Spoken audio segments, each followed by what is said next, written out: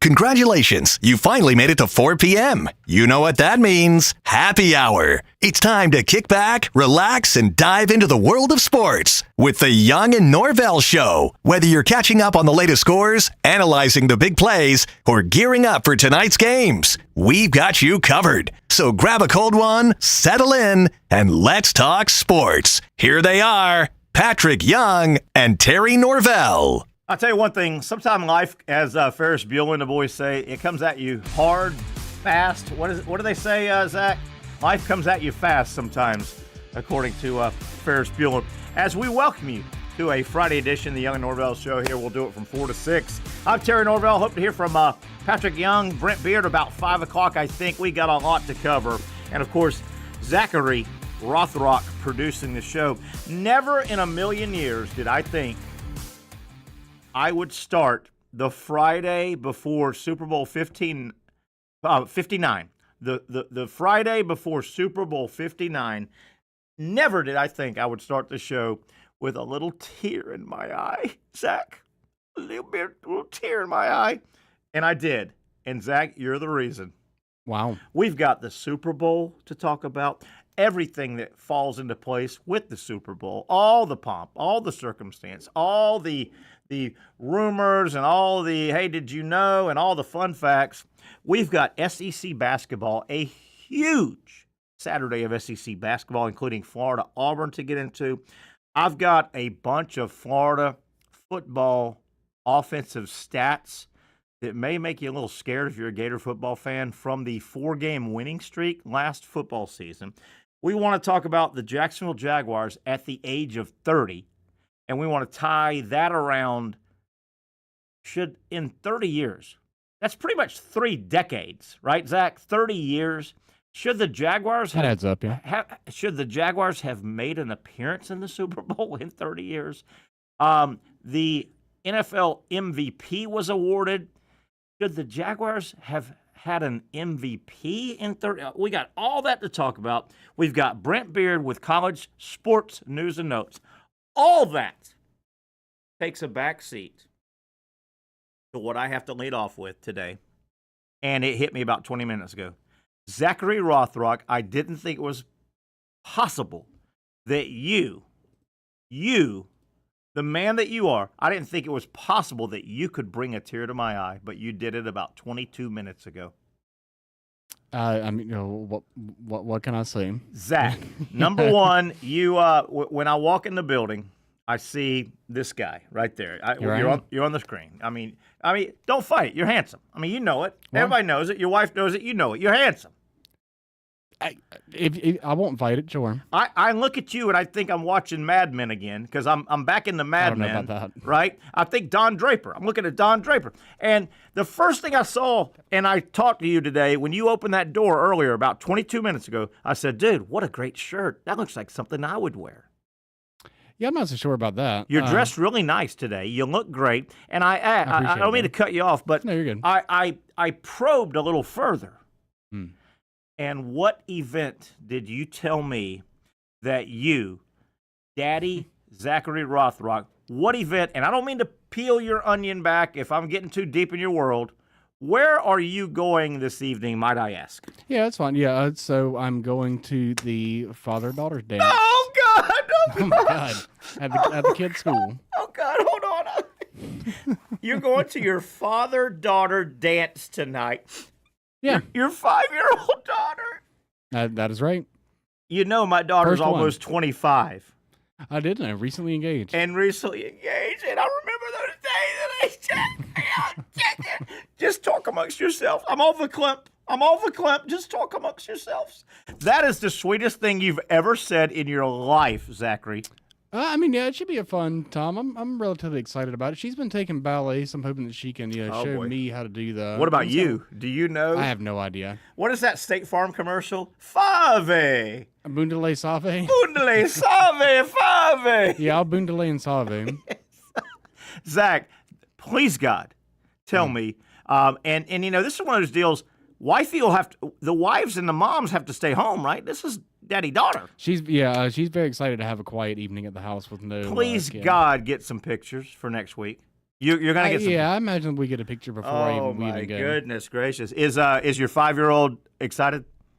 Does she know what's going on tonight? She's pretty excited. I think so. Yeah. As excited as me? Can I go? I don't think anyone's excited as you are. Can I go? Would you mind? You can take the picture. I'll be the. Hey, Zach, all I know is when you told me that story, this is what I thought. God. Right there. Yeah. Right there. Oh, my goodness gracious. And a little bit of this. It's so sweet. Well, I think that's the laughing tears. I get the sentiment. You get it. Come on. I get the sentiment. I appreciate the sentiment. Don't fight me. Oh, boy. Zachary Rothrock. Speaking of sentimentality, I guess I should say, and almost, that's a beautiful thing. Your daddy-daughter dance you're going to tonight with your 5-year-old sweet daughter. There's good and bad. It's wonderful. It's innocent. It's sweet. But it means you're crossing a threshold. Well, we're crossing a threshold this weekend. Do you realize at the end of the Super Bowl, football season's over, buddy? I mean, football season is over, and we start as the great Paul McCartney said, the long and winding road. Dun, dun. Yeah. Good news, bad news this weekend. I'm looking forward to the Super Bowl. I think we got a good game on our hands, don't you? It should be. Last time they faced off, I think it was 41-38, high-flying game, close game. Yeah. So it should be. Yeah. Yeah. Yeah, I do think we got a good game. Two good teams. Man, you see the records? The Eagles are like 15-3 counting playoff games. Yeah. The damn KC, they're like 14-2. I mean, these are good teams that are and Zach, the exciting thing is, and this doesn't always happen at the end of tournaments, be it baseball, be it March Madness, be it this football tournament. Both teams are playing well. Yeah, both teams are playing well. Two best teams from each conference certainly. Really does. I mean, yeah, the Lions had a great year, but they were injured. They came sputtering into the playoffs. Even though they got the 1 seed. So it feels like the two best teams around. I agree. And you know what? Say what you want. I picked the Ravens to win the Super Bowl. They were good, and Buffalo was really good. But cut it, slice it, dice it, however you want to. The Chiefs, in that side of the NFL, they remain standing. Right? Yeah. They took bullets. They took punches, and they took bullets, but they're still standing.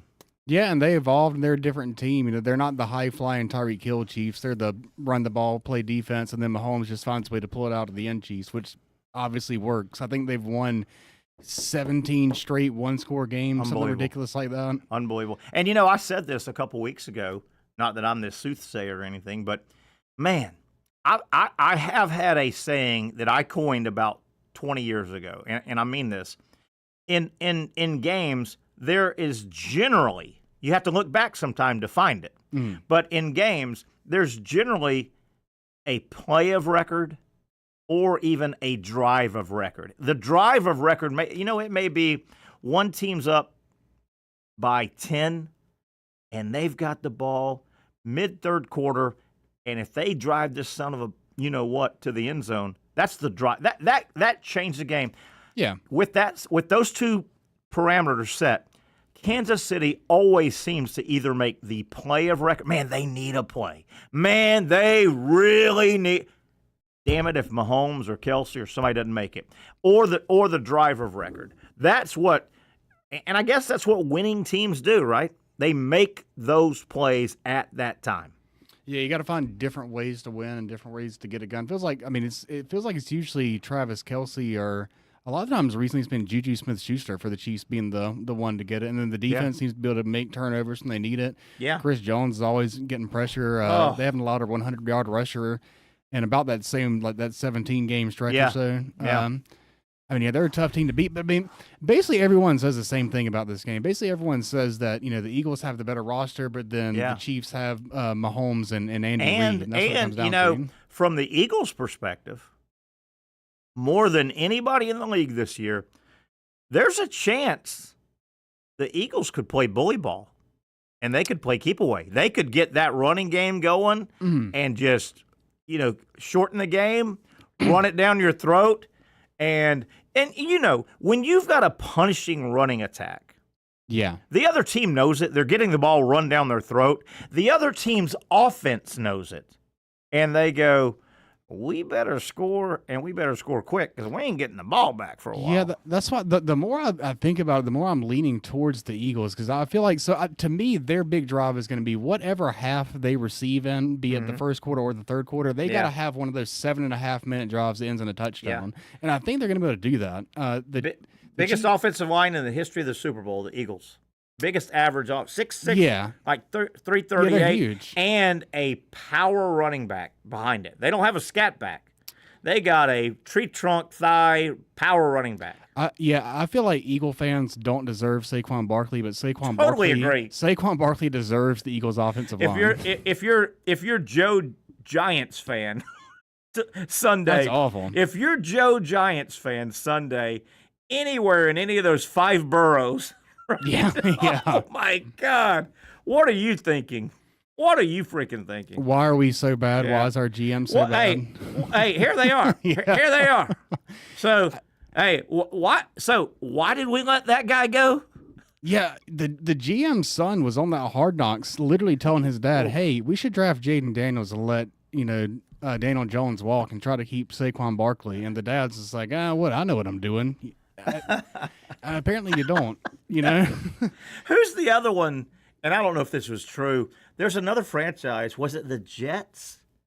Supposedly the owner's sons were making calls or something. Yeah, so on the Jets, the owner's son, he's been passing out game balls. Or I think he took a game ball to it. He gave one to himself. But isn't he like 14 or 14 years old or something? I think he's somewhere between 15 and 18. Yeah. Yeah, it's like, young. hey, Aaron Rodgers. Coach's son wants to see you in the office. He's 14. You got to scan. No, he wants to see you at the sports bar. You got to get him in. you got to let him get in because they serve alcohol. But he wants to talk to you about your career, right? Yeah, there's a reason why some of these franchises are in turmoil, and that's probably a reason why the Jets always are. Zach Rothrock, we're going to get to, not right now, we're going to get to some SEC basketball. Man, big weekend. I figured out a correlation last night, watching some college basketball. Okay. Your South Carolina Gamecocks men's basketball team, they're winless. They're having a tough year. They go to Kentucky tomorrow. Ooh. By the way, I'm pulling for your team. I'd love to see them win. Sure. The football correlation, and hopefully this will happen for you next year. Nobody thought South Carolina basketball was going to be good this year. Right. I mean, they weren't picked to be good. Now, we didn't think they were going to be 0-9 and looking at they need to get a win quick. You don't want to go bagel. You don't want to go bagel in conference. That would be yeah. You know who the equivalent is? South Carolina football. They overperformed by a mile. South Carolina football this year reminds me of Missouri basketball right now. Missouri basketball, nobody. And I know they lost their midweek game the other night to Tennessee in a great game. Missouri basketball is really good. They were 0-18 last year. They're really good. Jimmy Dykes was talking about Missouri and Tennessee the other night. He wouldn't be surprised if either one of those goes to the Final Four. Missouri basketball reminds me of South Carolina football this year. South Carolina football, everybody had them picked 14th in the conference. Yeah. 16th in the conference. Yeah, and I can kind of understand why most people would think that. I kind of had I had some optimism heading into this year, which is pretty rare for me with that team, but I did have it. Boy, the SEC. I sent I don't know if we talked about this on air. I sent a Facebook out, I think it was while I was watching Missouri, Tennessee 2 nights ago. It seems like, and comment on this, Zach. Yeah. It seems like, I was watching this game on Wednesday. It seems like the entire SEC basketball conference, everybody is 18-4 and ranked in the top 15. Dude, it is a meat grinder, dude. It's almost like the AFC playoff race, like wild card race type of deal.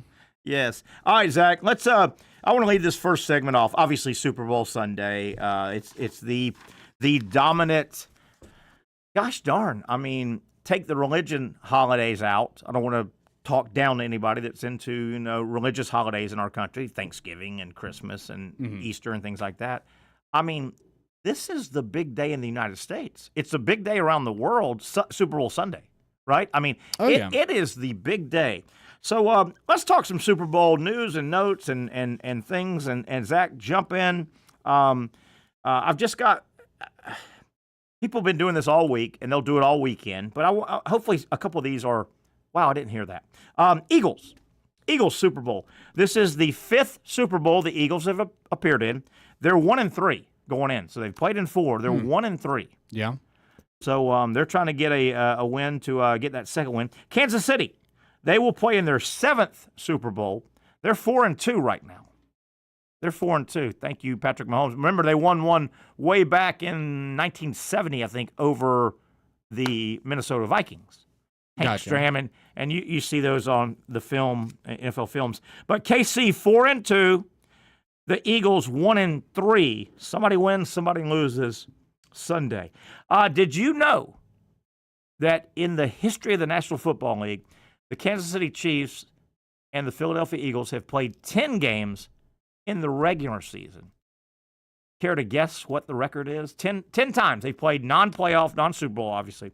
10 times. Literally just based on the fact you're bringing this up, I'm going to say an even 5-5. 5-5. Ho! Wow. Ho! Zachary Rothrock. How about that? Zachary freaking Rothrock. I thought it was kind of interesting. They played 10 times. Obviously they're in different conferences. Separate, right.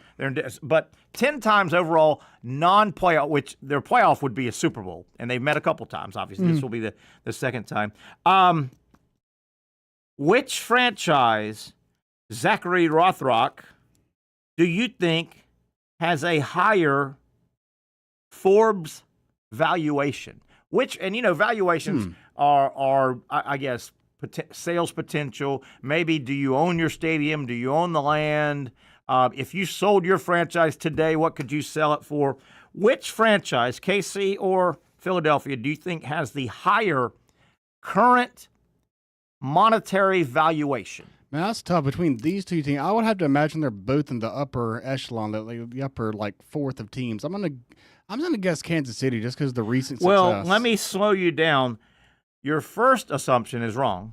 Not both of them. There's a big spread between these two valuations. If you put them on the open market, and the real money guys, they would set the valuation. Yeah. Any idea? Where would you guess? You said Kansas City, right? I did say Kansas City, but since you're saying there's such a big discrepancy, that almost makes you feel like it might be Philadelphia because they're in the bigger I'm making TV you market. go with Kansas City because you said it. Kansas City, all right. According to Forbes, the most recent valuations, Kansas City is valued at the franchise $4.5 billion. Billion dollars. That feels like a lot, but it can't be. That would rank, of the 32 franchises in the NFL, that would rank 24th. Now, some of it could have to do with, do they own the dirt? Kansas City dirt is in Missouri. It's not in L.A., right? But Kansas City is valued right now by Forbes, $4.5 billion, 24th. The Philadelphia Eagles, $6.6 billion. That's 8th in the league. valuation. Okay. Now, I don't know about- if you win Sunday versus if you lose, do you go up and down? I don't know, but Feels like probably not that much. But keep in mind, Philadelphia now, that's near. Yeah, that's a big market. Once I really thought about that aspect. And again, some of these valuations I've heard over the years and read over the years, some franchises own the dirt and own the stadium. Some don't. That factors in. Yeah. Because, if your stadium is on 42 acres, and you own those 42 acres, that change, and that's in Los Angeles or New York, well, that's valuable dirt. Yeah.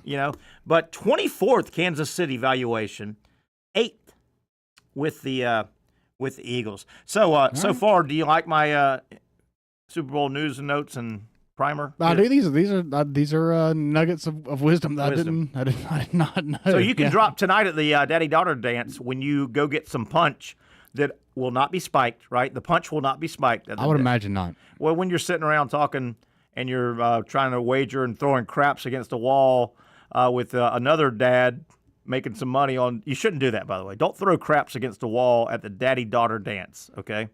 I would never gamble on something that's purely luck-based like that. But you'll have some stuff to drop knowledge. Okay, I've got a ton more. Let's take our first break. We'll come back. A bunch more Super Bowl news, notes, fun facts that'll make you smart. We'll get into that. We'll talk some Gator football in a little bit. A lot of topics here, as you can imagine, on a Friday. We are heading into Super Bowl Sunday. I can't say Super Bowl, but much like Ben Stiller on the movie Super Bowl, Super Bowl, Super Bowl, even though he said B-O-M-B, B-O-M-B, B. I can't say that, Zach, right? You can't say that. You remember that movie? That's potentially worse. Remember when Ben Stiller said, well, why can't I say bomb over and over again? Was that Meet the Parents, yeah? I think it was. Yeah. Meet the Fockers, Meet the Parents, whatever. All right, we're off and running. He's Zach Rothrock. I'm Terry Norvelle. A lot of topics to get to. Feel free to comment on the chat line. No matter where you're consuming the show, you should have a chat. We'd love to hear from you. Friday, Super Bowl weekend coming up. We're back after this quick timeout.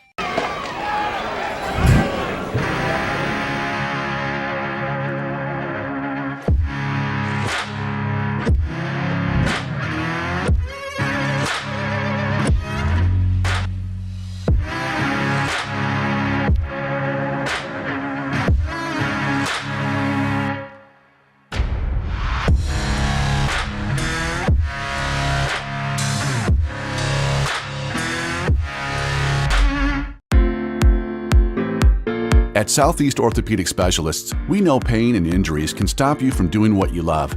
This is why our board-certified orthopedic specialists offer the latest in both non-surgical and surgical treatment options and create a treatment plan tailored to your unique lifestyle and goals.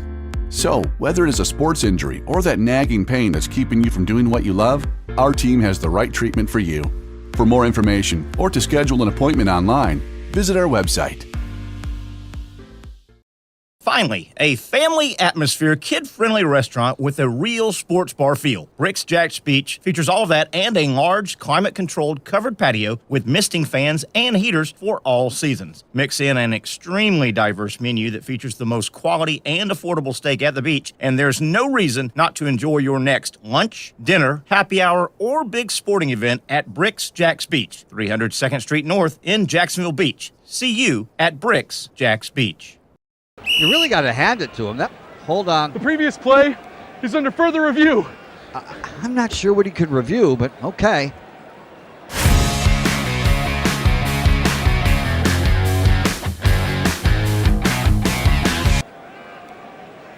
Sure has been a while. Dine in at Hurricane Grill and Wings for the football season. Well, there he is. Oh, what is that? The Action Sports Jax 24/7 network is streaming. I'm Stuart Weber, and I'm here to teach you a nice three-step process on how you can watch all your favorite programming from the Brent and Austin Show every weekday 10 a.m. to 1 p.m. or the Cup Date with me. It's fantastic. We talk NASCAR. It's a great time. Wednesdays at 1 o'clock. All right, first step, easy. Download the Action News Jax app. You probably already have it downloaded on your phone, so you might already have that one taken care of. Step 2, see that stack of pancakes up there? You click that stack of pancakes, and it's going to bring down step number 3, which is a full screen of all the different streams that you can click on, including the Action Sports Jax 24/7 stream. You click that, the video's rocking and rolling on your mobile device. You're watching all the shows you want to, and you're having a good time. You can also do it on your smart TV with the Action News Jax Now app. I do it on my Samsung TV at home. It's a great way to watch it on a nice, large screen for all the content. That's the Action Sports Jax 24/7 network. Hope you can find it. You trust CGC to make your water great, and now you can trust CGC with your plumbing needs as well. Fast, convenient scheduling, licensed and insured. A quick call away at 904-552-1242. You never know when you're going to have an issue with a shower, toilet, or maybe it's a sink that sometimes is easy to fix. All right, let's be honest. I'm not fixing anything. I'm totally staging this because when I have a plumbing problem, I call CGC Water Treatment and Plumbing. Trained professionals, transparent pricing, customer satisfaction. Small problem or even a bigger issue. Maybe you need a new tankless water heater or something a bit more intricate. The experts with 25 years of experience at CGC Water Treatment and Plumbing can do it all. Call 904-552-1242 or visit cgcwater.com. That's 904-552-1242 or cgcwater.com. CGC Water Treatment and Plumbing, an authorized independent Connecticut dealer. Florida license number CFC 1432579. Zach Rothrock. Where do we go now on a Friday before Super Bowl?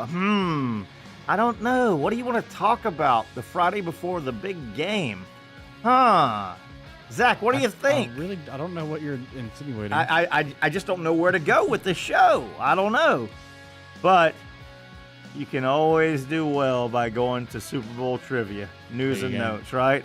Yeah. It'll make people happy. It's going to make people laugh. They're going to be laughing so hard. Zach, they're crying. Let's get back to it. Zach Rothrock, Terry Norvelle. We hope to hear from Brent Beaird about 5 o'clock. We've got a lot of college football and just college sports news and notes. Big SEC weekend in basketball. We say it all the time. Florida, real quick. We'll get back to Super Bowl. Much like last Saturday, I picked and I expected Florida to lose the game against Tennessee. They were on the road in Knoxville. Tennessee has spent multiple weeks ranked number 1 in the nation, and Florida got routed pretty good, right? They got beat by 20. They were never in the game. I thought Florida would lose the game last week in Knoxville. Florida goes to Auburn, the long-standing number 1 team in the nation. Auburn, most people think, is the best team in the country. Zach, you've seen Auburn, right? They're really good. Yeah, that's the general idea is that they're the best. Yeah, they're really good. Auburn's lost nothing in conference. They've lost 1 overall game. They got beat by Duke. Duke's sitting at number 2. Auburn got beat by Duke about 8 weeks ago, in Duke, right? It was in Raleigh. I think Auburn is better than Duke, and if they play them in March Madness, they won't play them in Cameron Indoor, right? With that said, I think Florida loses tomorrow. They play at Auburn. I think Florida will lose the game. I think Auburn will win the game. Yeah, it's definitely going to be tough. Now, I will say this. If Florida messes around and wins that game tomorrow, Florida then would have a resume that includes a win over a long-standing number 1 team, Tennessee, and Auburn's been number 1 for 6 or 7 weeks now. Florida would have 2 wins over 2 long-standing number 1s. Where I'm going with that, Zach, if Florida was to win tomorrow, I think the Gators could absorb 1, maybe 2 more losses through the conference tournament. I think Florida would get a 1 seed. I think they would be the second SEC. Auburn, if they don't drop the ball, Auburn's going to get a 1. Florida has and again, I don't think they're winning tomorrow. But if they do, they legitimately, as long as they don't lose another 2 or 3 games, they still have Alabama to play in Tuscaloosa, who's a top 5. If Florida doesn't lose more than a game or 2, I think they could be a 1 seed.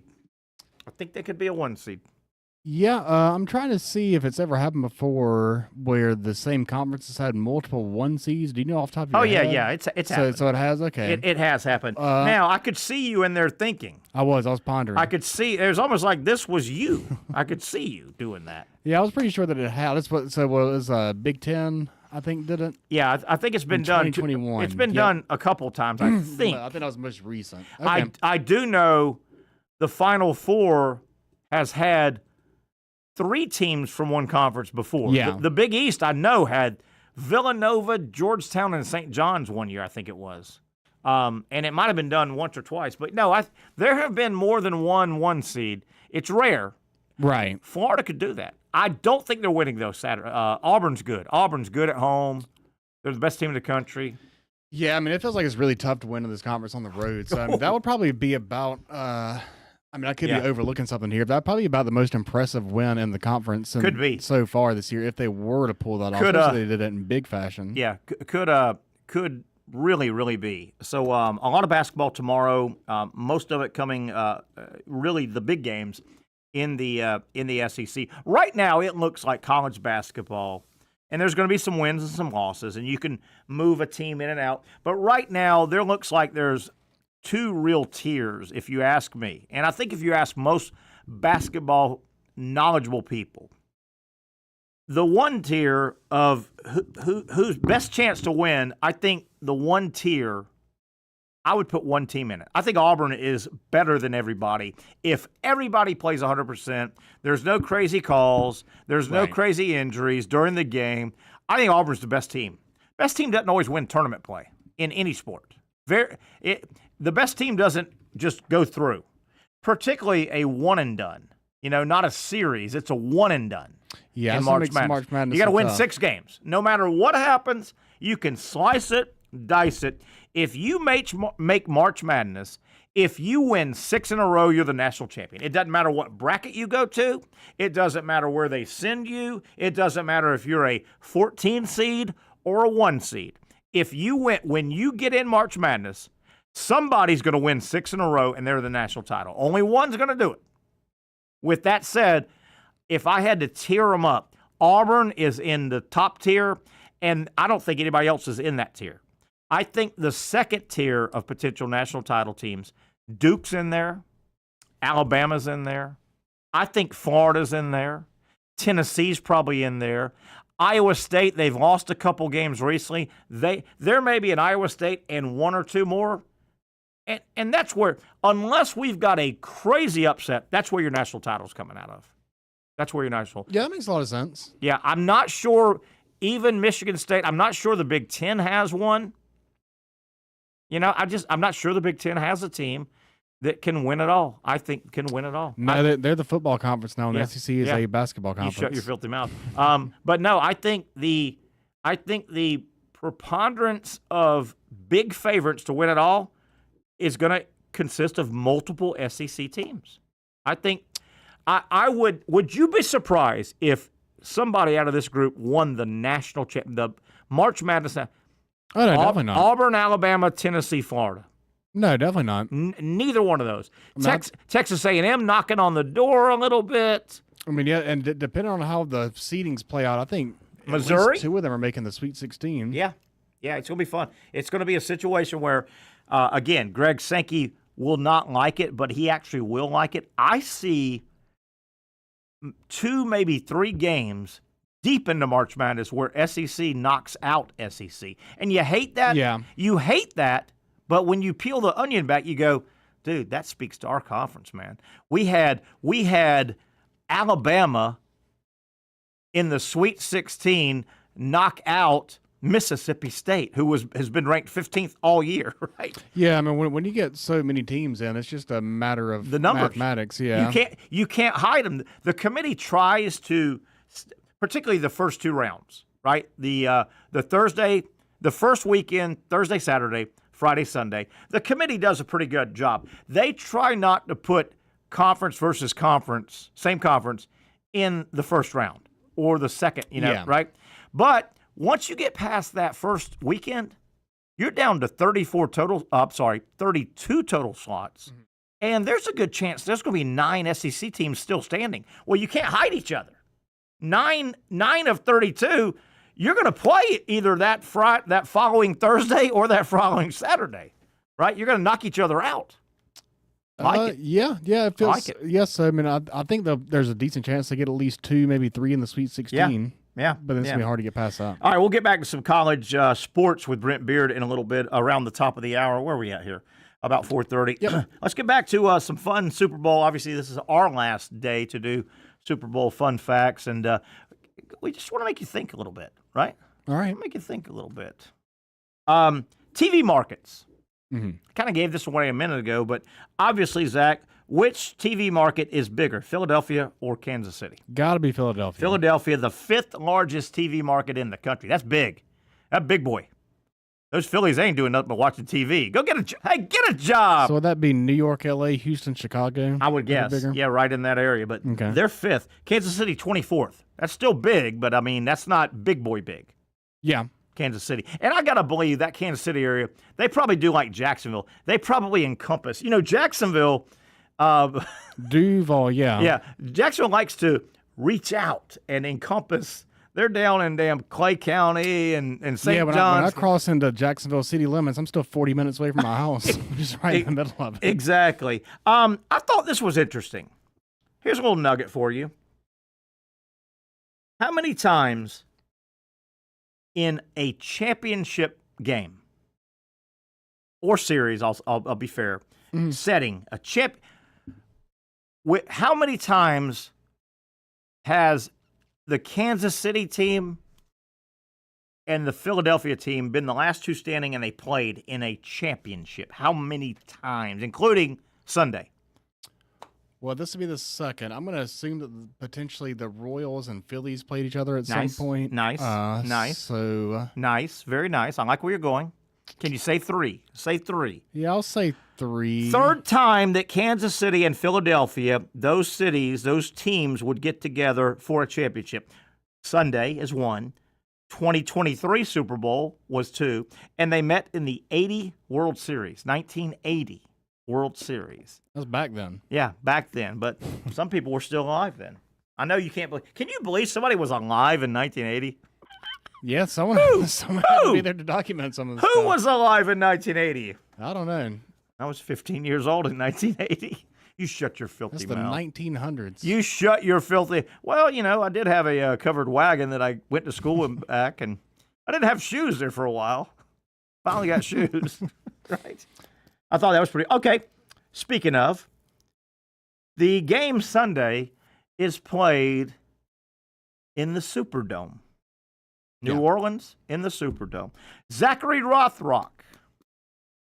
How many names has that Superdome had since it was built in 1975? 1975.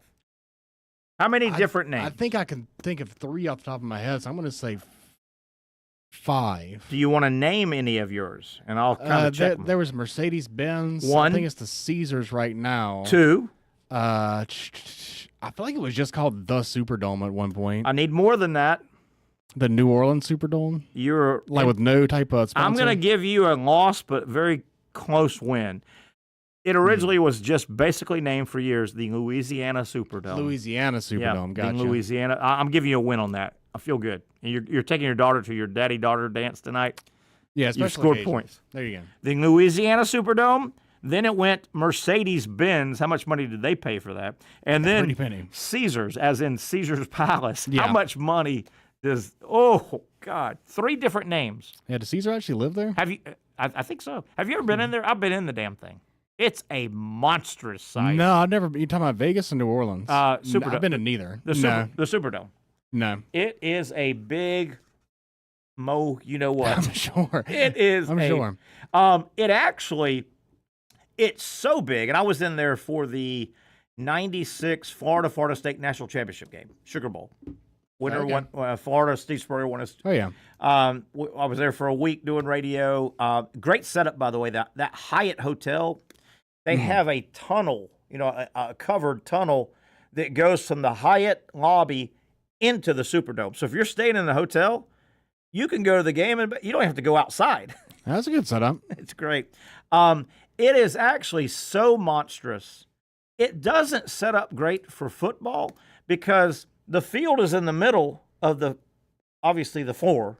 Yeah. There's so much sideline. You go, I mean, it's like 100 miles before the first row. You know what I mean? It's so big. I think that's why they have the Super Bowls there so often. It's because of all that. And, that means they can do massive events. Oh, yeah. They can do truck pools and have tons of space inside. They can do massive concerts, and they can put 20,000 on the floor. Yeah, they can have a Beyonce concert that's so powerful it knocks the power out after halftime. Yeah. Settle down. You're jumping me there. Oh, gotcha. Oh, okay. Am I putting the cart in front of the horse? Jeez. That's so smarties. Well, no, I'm not. Hey. Zach. Well, that's a good segue. Yeah, I guess so. All right, you slowed things down here. Here we go. By the way, how many years ago was the last Superdome Super Bowl? How many years ago was the last time they hosted? Well, I do think that was in 2012, and it was between the Baltimore Ravens and the 49ers. Did anything happen in that Super Bowl that we should know about, Zach? Yeah, Ray Lewis was furious. I was afraid that he was going to take out his anger on someone, potentially with a knife, but he didn't do that. That the power went out. It is hard to believe this. Sunday's Superdome will be the first time they've hosted in 12 years. Yeah, probably because the power went out. 12, and it was the power went out game. Yeah. The power. Remember that? How weird was that? We're all watching, and the damn power goes out. Of all the places in the world for the power to go out, it was in, and that was for a very short. By the way, if that happened this Sunday, it'll be very eerie because we just had the terrorist attack on January 1st. That same setting. If the power went out Sunday, I can remember watching the game like everybody else in the world. Oh, yeah. When it went out, it was eerie for a couple minutes. I think everybody kind of had that type of thought at first. Yeah, I agree with you. But fortunately, it was just that, Beyonce just brought the house down. Beyonce, yeah, she came out in those short shorts. She broke it. Yeah. Dude, that's a superstar right there now. Hey, when you can do that, when you can come out in your Daisy Dukes. I mean, it's hard to imagine a much bigger star. Being serious for a minute, how on edge are they in New Orleans right now? I mean, this is the Super Bowl. You had that attack, that terrorist attack that killed all those innocent people and pushed the Georgia Notre Dame game. That was January 1st, boys. I guess December 31st, January 1st. That's not a little over a month ago. That's not a long time ago, man. If the power was to go out or even flicker, I'm telling you, there'll be some panicked people. I hope it does. I mean, I would imagine that with all that being the case, that the precautions are heightened and all that. So I think there'll be everything in place to prevent. I think it'll be a smooth operation. I saw. This morning. I was at the gym on the because that's what I do. I go to the gym. I was on the treadmill doing a heavy, high incline power walk. By the way. Okay. And they were showing, one of the news channels was showing a bunch of Super Bowl security measures and protection. And I'm sitting there watching that going, that's the last. Don't put anything on television for potential bad people to see. I don't want them to know what type of boat is being, what type of car. They're just showing the tip of the iceberg. There's other things underneath. I don't like it. Hey. I understand. I don't like it. I don't like it. All right. New Orleans, one of the great host cities, right? I think you'd agree. New Orleans is one of the top 5 host cities for major events in our country, right? L.A., New Orleans, Miami, New York, right? Those are your big boys. And I'll give you within 10. I'll give you 10. What TV market size is New Orleans? Just New Orleans TVs. Where would it rank? 1 through 100 of TV markets. We talked a moment ago. Philadelphia's 5. Yeah. Kansas City's 24. Where do you think New Orleans, just raw TVs, if you did the Nielsen TV market, what number would they be? Yeah, I think sometimes it's not the city itself this is important for that, but the area surrounding. So I think they might be crazy low. I think they're probably potentially lower than Jacksonville. I'm thinking they're like 70. Boy, you're close. You are close. New Orleans is the 50th. 50, all right. And, Jacksonville, the last I saw Jacksonville, 48, 49, 50, 51, right in that area. But New Orleans, not a huge TV market, but it's freaking New Orleans, right? I mean, it's got everything, right? Yeah. It's New Orleans. I thought that was interesting. Fox will broadcast Sunday's Super Bowl. It's a Fox Super Bowl. Obviously, Brady and what's his name? I've drawn a blank. Kevin Burkhardt. Yeah. On the TV side. Any guess on what number Super Bowl this will be for Fox to broadcast? And this is impressive when you figure Fox was born in the late 80s. Fox doesn't go back like CBS, NBC, ABC. You know, they were around when Marconi was inventing radio and TV. Fox, you know, Rupert Murdoch started Fox in, 87, 86, whatever? Yeah. With Al Bundy and Married with Children. Remember that? I'm going to guess even 10. I like it. Very nice. This will be the 11th Super Bowl. So they've done 10. This will be number 11. 5.5 hours of Fox pregame for you Sunday because we don't know enough. Because, you know, we don't know enough about the game already. Yeah, there's only been 2 weeks. We don't know enough. Lead up. We don't know enough. And after the Super Bowl, now it'll be late, but, you know, TV is a lot of times about lead-in shows and lead-out shows. Something called The Floor, it's a game show, will be following when they finally sign off. Okay, thank you. There's your final score. Blah, blah, blah. For Kevin Burkhardt and Tom Brady, I'm Terry Norvelle. Back to programming. The Floor, some kind of game show. Oh, yeah, the Rob Lowe show. Yeah, I've seen that. Well, I haven't seen it, but I'm aware. What's the deal with it? What is it? Rob Lowe? I like Rob Lowe. I honestly have no idea. I just know that I've seen the commercials during football games. Okay, so Rob Lowe gets that. There you have it. Now, we are on this show. You're consuming this show on streaming, right? Streaming is one of the, if not the next big thing. Everything's going streaming. Yeah. Right? As a backdrop, as a media backdrop, you hear this all the time. Well, radio's dead. Terrestrial radio, basic terrestrial radio waves going out. You pick it up on AM or FM. That's dead. You hear that. Zach, you live that probably. You're young. Radio's dead. Radio's dead. I'm aware of the narrative. Westwood Radio will broadcast the Super Bowl to 600 terrestrial radio stations in the United States. Radio ain't quite dead, boy. 600 stations, but they tell us radio's dead. Yeah, but I mean, how many people are going to be listening? I understand. I mean, what else are you going to broadcast? I don't know. I get both sides of it. I think you need to shut your filthy mouth. Is what what else are they going to broadcast during the Super Bowl? God, money. hey, Terry Norvelle here. That's Buzzkill Zach Rothrock right there. 600 terrestrial radio on Westwood One. I want the future. I want the streaming. Let's go. Let's do By the way, Super Bowl within 20. How many countries will the Super Bowl game be broadcast in? I don't care what it's broadcast. Just 220. 180. All right. How about that? I had to add the 20 onto it. Yeah, you did. You didn't. How about that, though? Around the world, 108. There's not a bunch of countries out there. That's a lot of countries. There's no way I could name 90 countries, let alone 180. But you would know Kyrgyzstan, right? That's where Borat's from, yeah? That's Kazakhstan. Dude, your mind is as warped as mine, man. Yes. I'm Borat. I'm from Kazakhstan. I'm going to marry Pamela Anderson. Yeah, I mean, when that movie came out, there was a period of about a good 2 or 3 months where I just couldn't find anything else funny at all. I was like, Borat was too funny. It broke me. It was a good movie. It did.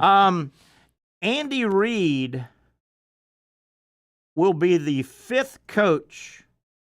I got to get this right. To face his former team in a Super Bowl. Obviously, yeah, and he's done it twice. But Andy Reid, obviously, Eagles, and he's facing the Eagles with Kansas City. He's done it before. Any guess at the other ones? I've got the 4. I definitely know one other. I know John Gruden did it. Johnny Gruden is one. The rest of them, I'm kind of drawing a blank on others. Pete Carroll. Pete Carroll. Okay. Oh, yeah, the Patriots. Yeah. Okay. Pete Carroll. Dan Reeves. Broncos, Falcons. I got you. That's a bit before my era, but I got you. And this is slightly before your era. Weeb Eubanks. That's not a real Colts. name. It's a great name, by the way. Hey, Weeb! Weeb, get your head in this house. Why would your mom name you Weeb? You're going to get your ass beat how many times if you're named Weeb? That's a kid that's really into anime cartoons. That's what they call him. Weeb Eubanks, great, very historic coach in the NFL. Baltimore Colts and Jets. Okay. He was Joe Namath's coach, I believe, in the Great Guarantee game. You know, Namath guaranteed the Jets. Weeb. Can you imagine? You're going to like 5th grade and you're on the playground and your name is Weeb. and the teachers called you 4 times in the morning, called on you for a weeb, and then you go out to playground, you're gonna get your ass beat. There's 2 directions you take that. Either you cower and you hide and you become the weeb, or you use it as fuel and you don't allow anyone to bother you and you punch people in the mouth that call you. There's only 2 ways to go with that. What month do you think this year's Super Bowl, which is broadcasting on Fox, will be broadcast on Fox, what month did the higher-ups of Fox advertising contact the Fox executives and say, we're sold out, ad-wise. We are so. Hey, folks, just wanted to call and tell you guys up in the Ivory Tower, we are sold out. What month do you think they totally were sold out? I'm going to say October. November. Man, that was going to be my first guess. All right. But it's not what you think. November, obviously, December, January. So 3 months ahead, they were sold out, which that's impressive. But it says 80 to 85% of all ad space is sold by the spring before the Super Bowl game, generally. Meaning most people have the right to renew and they go, yes, we will. Yeah, definitely. 80 to 85% of the Super Bowl ad space was sold in the spring. What is that, 8-9 months before the freaking game? Do they really see a return on that investment? I guess so. That's They're looking to do it every time. That's a great question. 2 industries we'll see on Sunday, they will go down in terms of number of commercials. One of them, automobile, has taken a sharp decline. Automobile manufacturers are not buying like they used to. And alcohol. And I don't know if those 2 are related. Are young people not driving as much anymore? Are we in a work from home society where the car? That's part of it. But alcohol and automobile ads are decreasing. AI and pharma are big increasers. Ooh. Because AI is fine, but we need more big pharma, right? That's what we need. Big Pharma controlled by AI. Yeah, probably. Sponsored by State Farm also, or insurance. There you go. Settle down, Beavis. You just owe me $100 for that on this show. But AI and pharma, the big increasers, and alcohol, automobiles, decreasers. Decreasers. Last year, and I'm going to give you a little bit of the insight here, they called it the Taylor Swift effect. What do you think, when the numbers were all run from last year's Super Bowl, and I'll give you a 5% over or under miss rate, okay? What do you think was the percentage of female Super Bowl viewership last year, and it's called the Taylor Swift effect? And that pertains to females in the 18 to 24-year-old range. That's tough because I feel like it shocked me, by the way. I feel like the Super Bowl is watched by everybody, regardless of gender or age or any. Like, I don't know anyone that just doesn't watch it. I'm going to say like 40%, like a lot. You are real close. Wow. They estimated last year, and they gave Taylor Swift the huge nod here by bringing in the 18 to 24-year-old young lady. 47.5 of your viewers percentage were female. I thought that shocked me. Impressive, man. Yeah, I mean, it seems like everybody. It just seems to me like everybody just watches it. I don't know.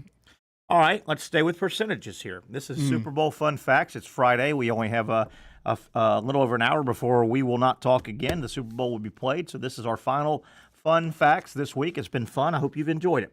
All right, let's stay with percentages, Zachary.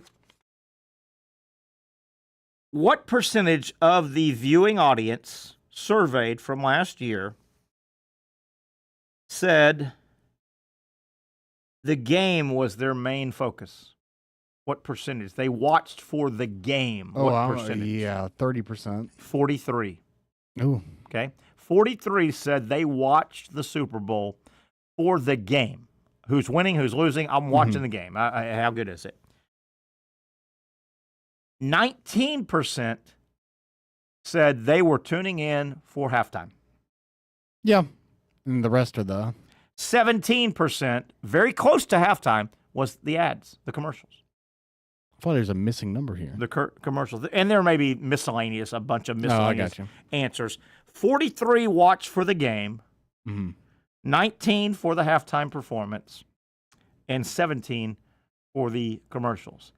Whenever I seem to go to a Super Bowl party, I want to watch the game and know what's going on. I seem to get stuck somewhere with that 17% that are just yak, yak, yak, yak, yak, yak. I'm like, shut up. And then they're quiet during the commercials. Shut up. Yes. I need you to shut up. Right. I thought that was interesting. All right, Zach. We're starting to wrap this up.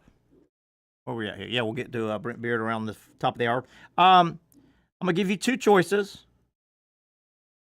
What is the most popular food at Super Bowl parties? Is it wings? Is it pizza? Is it pizza? Is it wings? Is it wings? Is it pizza? Man, my initial guess was actually chips and salsa, but I would say real food. I think they mean stick to your ribs. I'd say pizza based on those two. It's easy. Wings are a whole thing. Yeah. I think wings is big. I don't have the number, but pizza. 60% of your Super Bowl takeout is pizza. Bring me that big old pizza. Yeah, pizza's universal. And it's so easy. One cheese, one pepperoni, right? Everyone's got something. You throw it out there, it's so easy. Yeah. Right? But 60% of your takeout on Super Bowl Sunday has been pizza. I think wings is big, though. A lot of people get wings. But let me put it this way. If Terry Norvelle, and, I'm probably not the nicest guy in the world, I'm not going to host a Super Bowl party. I don't have that many friends. I don't like that many people. There you go. But if I did, I could see me going, dude, let me just order 3, like you said, 3 cheese, 3 pepperoni. There's a couple of Czech colas from Winn-Dixie. Yeah, might as well. Some Czech cola, some tap water that I put into a Dressani thing or whatever. To make it look like you had the fancy stuff? Yes, right. That's what I would do. I'd do some pizza and some Czech cola. You know what Czech cola is, right? It's the I'm very familiar. The wind. I'm from South Carolina. That's all we can afford is Czech cola. All right, last one. The last one is not really a question, but it's just a holy guacamole. How about this time next year? How busy is NBC going to be? Obviously, this year it's a Fox game, right? And it rotates, right? The Super Bowl is rotated through the TV partners. How about this, Zach? You might want to go get a job at NBC going into next year. I wouldn't mind it. NBC has next year's Super Bowl. That will come around on February 8th. This Sunday is February 9th, right? So NBC has next year's Super Bowl, February 8th. They also have this little thing called the Winter Olympics out of Italy. Yeah. And that starts on February 6th and runs through February 20th. What about that? How much work and money is NBC going to make next year? Yeah, I wonder if they sell less ads during the Super Bowl so they can promote the Olympics more. Wow. I bet they got it figured out one way or the other. Imagine you're NBC, and they're going to pull it off. Oh, yeah. Now, you're talking one event. The Super Bowl is in Santa Clara. It's in L.A. next year. And then it's not like NBC gets a break and the Winter Olympics are in Lake Placid or Salt Lake City. They're in freaking Italy. And from the 6th to the 12th, that's a hell of a busy week. A hell of a busy month for NBC next year. Oh, yeah. Woo. Last thing, Zach, we'll go to break. I've teased people with this, and they jump on Super Bowl always. But if I could say, Zach Rothrock, I'm going to give you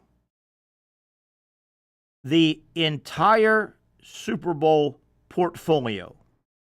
All games played, including this coming game. You own that portfolio, and you can make money any way you see. Like a sports almanac from the future? You own all Super Bowl rights to broadcast. Oh. You all own every Super Bowl 1, 2, 3, all the way to 59 played Sunday. I give you that and say you can do with what you want, make as much money owning that portfolio as you can, or I will give you Seinfeld in syndication. I will give you All in the Family, MASH, any Gilligan's Island. Let me get some of your stuff. Dawson's Creek or something, right? That is not some of my stuff. Yeah, Melrose, you're Melrose Place guy. Yeah, Melrose Place, Knots Landing, down. I would take a television show in syndication for perpetuity, well over the meaning the Super Bowl has a shelf life pretty much of one day. You're not making much money by going, hey, network, how much you going to pay if I let you broadcast Super Bowl 6 80 times this year? Well, yeah, but I get the next one next year too, though, right? Yeah, you can. You give me Seinfeld for perpetuity. Mm-hmm. I'll give you every Super Bowl forever, and I'll make a lot more money. Number one, it's worldwide, and I have no shelf life.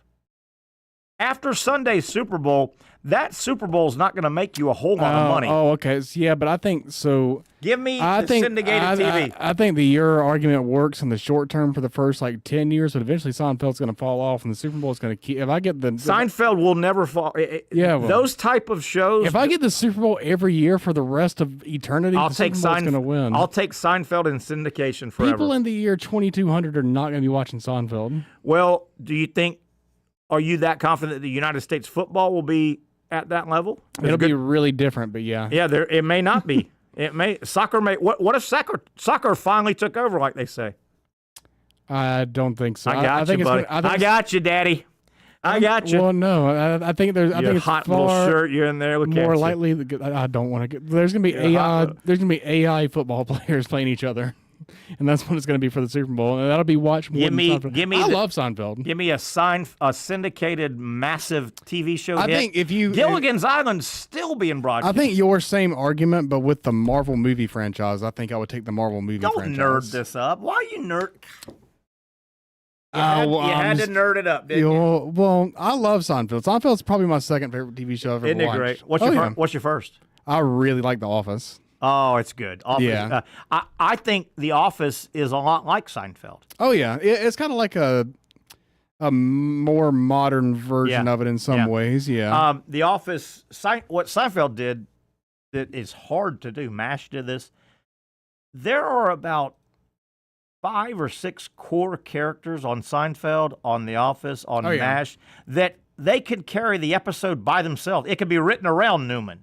Yeah. It could be written around Michael Scott. It could be written around Jerry Seinfeld. It could be written around Hawkeye on MASH. It could be written It could be written around Jim or Pam, right? Yeah, there could be like a George episode. And the episodes don't suffer because all of them. Kramer, my God, you do a full show on Kramer, and it's as good as anything. Yeah, you know the worst actor on Seinfeld, right? Jerry. By a mile. Actually, honestly, I wrote a paper when I was in college about why The Office is the best TV show, and part of my thesis of why it's better than Seinfeld is because of how bad of an actor Jerry Seinfeld is. Now, this makes me very aware that I'm watching a TV program. Yeah. He's a comedian. He's a comedian trying to act instead of a actor being comedic. Yeah, if that makes sense. I don't want to be a pirate. I don't know. It's just. I mean, Jerry wasn't terrible, and he was needed for the show, but no, the other actor comedians were top shelf. I mean, Julia Dreyfus and oh yeah, Jason Alexander's George.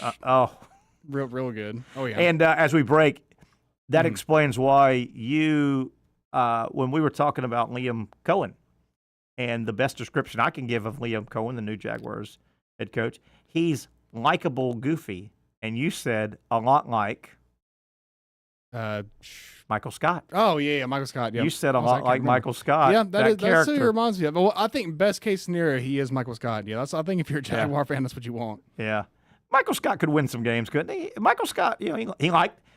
They like the Eagles because they're in Scranton, right? They're Eagle fans. Well, he was so good at being a salesman, which like offensive coordinator, he got promoted to being the regional manager, like the head coach. And even though he appeared to be a complete doofus, his numbers were the number one. Remember that? He was the number one branch, time in and time out. He was the only one that called him didn't get shut down. David Wallace calls him to New York, and he goes, Michael, yeah, I don't want to be rude here, but none of us can figure out how are you doing? How are you putting up these numbers? Yes, I mean, maybe that's Liam Cohen. But, yeah, that meant his players played hard for him. Yeah.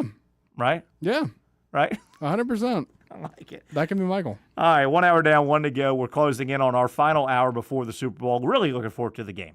Really looking forward. And I don't feel this way about every Super Bowl. I think this is evenly matched. Boy, part of me sees the Eagles getting that running attack going and running the ball down Kansas City's throat, time of possession. But, man, is it hard to pick against Kansas City. Man, oh, man, they've done it so many times. And I know you can play the game. Oh, the officials. But, okay, put that aside. Kansas City's really good. And when it's good time, they play even better. Can't wait for the game. We got 5.5 hours of pregame on Sunday. And what are we thinking? About 6:38 kickoff, I think? 6:38. Something like that, about 6:40. And then halftime of about, I think halftime is, they've allotted like 2.5 days for halftime, right? Oh, yeah, sure. This thing will end about Tuesday night around 11, I think, Tuesday night. Something like that. All right, we'll come back on that Wednesday, and we'll break it down. All right, 1 hour down, 1 to go. We hope to hear from Brent Beaird. A lot of non-Super Bowl stuff to talk about. We've been heavy first hour with the big game. We'll come back more on the Young and Norvelle Show on Action Sports Jacks. For those dealing with pain from a sports injury, arthritis, or spine condition, Southeast Orthopedic Specialists offers innovative new non-surgical options. Our regenerative medicine treatments, including platelet-rich plasma and other regenerative treatments, use your body's own restorative cells to aid in treating injuries. These procedures are performed in our offices and typically require minimal downtime.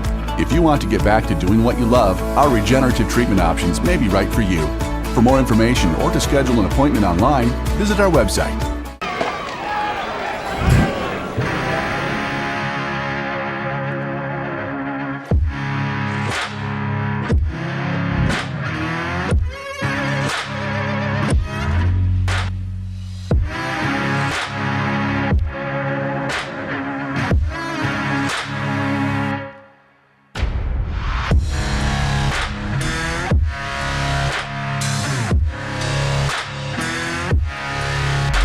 Finally, a family atmosphere, kid-friendly restaurant with a real sports bar feel. Bricks Jack's Beach features all of that and a large, climate-controlled covered patio with misting fans and heaters for all seasons. Mix in an extremely diverse menu that features the most quality and affordable steak at the beach, and there's no reason not to enjoy your next lunch, dinner, happy hour, or big sporting event at Bricks Jack's Beach, 300 2nd Street North in Jacksonville Beach. See you at Bricks Jack's Beach.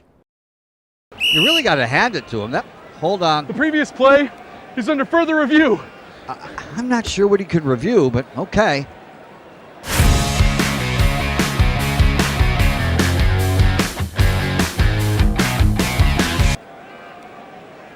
Sure has been a while.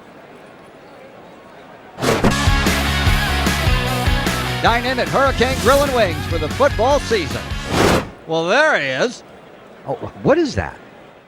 Hey everyone, Olivia Tasley here from Action Sports Jacks to tell you all the different ways you can watch our new 24/7 network. 3 easy steps. You don't even need a pen and paper to write it down. Step number 1, download the app. Search Action News Jacks in your app store either on your phone or your smart TV. Then, once you're on the app, click on that little drop-down menu in the upper left-hand corner with the 3 little lines.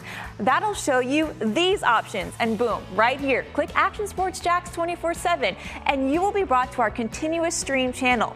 That app can be accessed through all these different platforms. Whether you have Roku, Fire TV, Smart TV, Apple TV, or Google TV, you can find our app. Now, if you don't have access to the app, don't worry, we still got you covered. We're across all social media platforms from Facebook, Instagram, X, YouTube, Twitch. We have a podcast channel. Plus, check out our short reels on our TikTok. Action Sports Jacks 24/7. It's on all the time and everywhere. It's a new logo, new branding. With Bold City Heating and Air, it's an old school approach. One of the few locally owned and operated air conditioning businesses left in Jacksonville. It's hot, Florida in the summer. You can't do much to avoid it, but you can keep cool with Bold City Heating and Air. It's every customer counts kind of service, from when these trucks have pulled up to my home over the last couple of years and when they pull into your driveway as well. From communication to pricing to the actual service, everyone at Bold City Heating and Air cares about you. You know who is coming to your house. You know they will be well trained and they will respect your home. Air conditioning convenience at boldcityac.com. Stay cool while it gets hot. Bold City Heating and Air can help. Don't get caught sweating all summer. BoldCityAC.com, and they have financing to help. New systems starting at $110 a month and $50 off any repairs. Stay safe, stay comfortable with Bold City Heating and Air at BoldCityAC.com. Homegrown in your hometown. All right, let's put some levity on this show. This thing's been going crazy. Look at here. We've been doing all kind of crazy thoughts and crazy statements here. Let's bring this thing back and bring some levity to the show. Brent Beaird will do just that. Our buddy Brent, who covers college football and basketball about as good as anybody, he is on a number of shows all over the Southeast pretty much. Brent, do you go past the Mississippi, or are you pretty much up and down the Southeast coast, or where all do you go, man, with all your shows you report on? It depends. Memphis and Macon, Georgia, I know, and Atlanta. Macon, Birmingham, Pensacola, Orlando.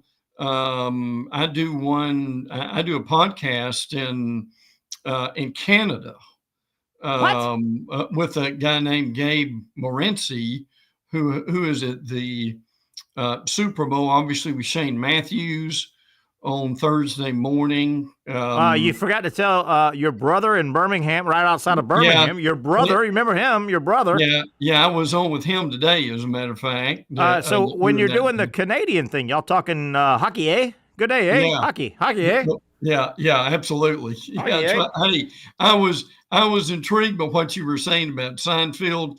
Now, I'm one of the few people in the nation that really never got into Seinfeld. What? But now, if you ask Jerry would tell you it was the greatest comedy there's ever been. In history. But the point you guys were making, I thought was a real good one.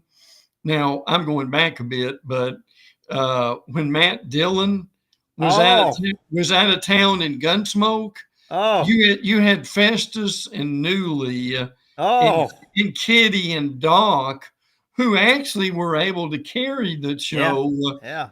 There were, people know, and I'll be on this briefly. No, people don't realize Matt Dillon was 6'7". Badass. Yes. And Marshall, that's Marshall Dillon to you, pal. Yeah, it sure is. He had back trouble he hurt his back.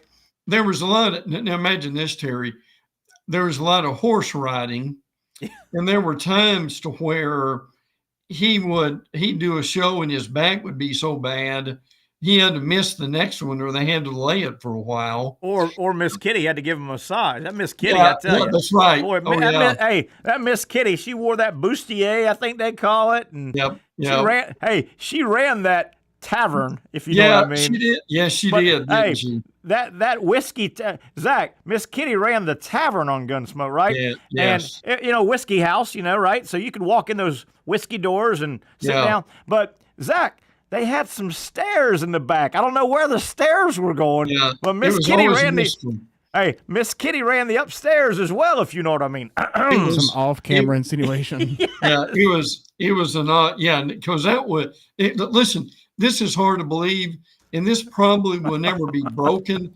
Gunsmoke was on the air 20 years. Isn't that amazing? 20 years. That is amazing. What a show. Miss Kitty and everybody loved Festus. And Festus, he was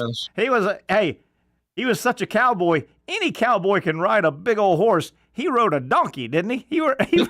He did. He and listen, I think the donkey's name was Emmy Lou, by the way. Yes, I think it was. And Terry, do you remember? You probably would. Zach's too young. Burt Reynolds was Burt Reynolds was on Gunsmoke. He was. He had several jobs in there, and also Dennis Weaver. I remember. You remember was the deputy, and listen, Weaver was 6'4". And James Arness was 6'7". Wow. Now, Dennis Weaver, along with obviously Burt Reynolds, Buddy Reynolds, by the way, when he played football at FSU, Yeah. Played football for Florida State. Burt Reynolds had a run of about 4 or 5 years in the 70s. He was did. the #1 movie box office attraction in the That's world. right. In the Yeah. world. Absolutely. And they were not, award-winning roles, but Smokey and the Bandit. But I mean, the whole world watched. He was a star, they did. and he was on Playgirl magazine. He was the biggest sex symbol in the world. Oh yeah. Dennis McLeod, real quick. Dennis McLeod, a good actor of note. He got started. He became McLeod. Remember, he had his own show, McLeod. He was like a detective. Dennis Weaver. Look it up if you want to see a really good movie drama, and it'll keep you on the edge of your seat. It was filmed in like 1971, one of Dennis Weaver's first ever movies. Duel, right? Duel, as in I challenge you to a duel. Yeah. It's about Dennis Weaver. It's the most simple. I think it was Steven Spielberg's first ever directed movie. Yes. How about this? The great Steven, his first ever movie. It's called Duel, Duel, as in duel. Dennis McLeod was a traveling salesman. You remember it, Brent. Hey, folks, go watch it. You'll be on the edge of your seat. You sure will. He's a traveling salesman, and he's got about a 4 or 5 day, about a 4 or 5 day travel he needs to go. And he needs to, I think he's like heading toward California by way of Arizona desert and all. Right. So he's got a long drive ahead of him in a little tiny 1970 red car. Yeah. And he's your typical short sleeve, button up shirt, tie, sales guy. And the whole movie, early in the movie, he starts driving. He talks to his wife. Hey, I'm heading out, sweetie. I'll be home in 5 days. I need to go do some sale, blah, blah, blah. And he hits the road, this canyon desert road. You remember, Brent. There's hardly any stops, gas stations every, 80 miles. Yeah, maybe. Little place to eat You're driving and you're just thinking and you're just vegging out as you're driving through the desert to get to. Somehow, remember, he's driving, and on one of those little roads in the middle of nowhere, he cuts off a big semi-truck. Yeah, right. And there's the movie. That semi-truck, you never really see the driver. That semi-truck is some crazed fool, and he's pissed as hell, and he chases Dennis Weaver. Right, for the next 2 hours. And how intense is that, Brent? Spielberg said that movie was done because of an experience that he actually had like that in real life. Wow. And I mean, the music, the music was perfect. Yes. And I know you folks may be thinking, how did you get 2 hour movie out of a car being harassed? Watch it. Go Duel, Dennis Weaver. Yeah. Great drama. Great drama. Terry, do you remember the end of the movie? He is, it's finally over, and the guy's the truck driver is supposedly dead, and he's on the phone with his wife, and she says he was in such shock. He said, "Oh well, honey. Yeah, not much happened. I'm on the way home," and it basically ended after that. The 18-wheeler finally went off the cliff. Yes. I don't know, and Spielberg filmed it so well. I don't know if we ever saw the driver of it. No, but no, never did. The music was so perfect, and and that damn 18-wheeler would come out of nowhere. Yes, just out of nowhere. Yeah, and Terry, if you remember. The 18-wheeler was almost like a monster. Yes, it was. That's how he did it. It was, the noise, the grinding of the gears. Yeah. It was an old, that was done in the 70s. It's like a Peterbilt. Yeah. Yes. Yeah. There was, wasn't any. But you hit it so hard. Spielberg, he designed that movie where. Obviously, the nemesis was the driver, but the 18-wheeler had a body and a mind of its own. It was like its own entity. Yes. Zach Rothrock, I command you to go watch the movie Duel soon. It's good. Hey, Brent, I want to back way up, man. Yeah. I'm concerned. I hope Billy Napier knows what he's doing. I went back and broke down Florida's Final Four football games. and they're on a 4-game winning streak right now. Yeah. I was at 2 of them in person, LSU and Ole Miss. I obviously watched. I didn't go to Tallahassee. I watched Florida State, and I watched the bowl game, Tulane. Brent, the offensive numbers from those 4 games were not good. The offense did very little to win those games. It was a defensive Final Four. Number one, throw the Tulane game out. Tulane didn't have many players. They opted out. That was a practice game. Right. We'll work backwards. Florida didn't do much against a bad FSU defense. The Gators won 31-11. That was not a blowout. Florida didn't do much. They had 8 sacks and forced 5 turnovers. Yeah. Florida ended up getting a yardage advantage because in the fourth quarter, Montrell Johnson went for 65 yards. Florida they didn't have many offensive yards, and it wasn't a blowout. It was a late score. LSU rolled into Gainesville. LSU was a mess. Their whole program was a mess. They were arguing on the sideline. LSU dominated that game. Yeah. Nussmeier had a great game. Florida bend but don't break. They sacked Nussmeier 7 times. The Ole Miss game. Ole Miss had 464 yards. Florida had like 342. Brent, the Gator offense wasn't good during those 4 games. No. And see, what people cannot get out of their mind is, frankly, in the example of Billy as offense coordinator was a Tennessee game. They had 4th and inches. He ran the. Do you remember basically? Yeah, called the jet sweep where the guy was parallel to the line of scrimmage to Eugene Wilson, who weighs about 180 pounds. Maybe, and then the thing that it got worse at the goal line when you got when Graham Mertz was what, Terry? Big dude. Maybe what was he, 185? Maybe about 185. And you don't run your big quarterback in there. Yeah, they tried to instead of running your 200-pound running back, they tried to get Graham Mertz in there, or Lagway. And Mertz didn't. And Mertz wasn't a carry the football, have a feel guy. Right? Some guys have he had no feel. My concern though, and people say, well, Terry, why'd you just pull this out of left field? Well, the reason I pulled it out of left field this week, Napier just hired another coach.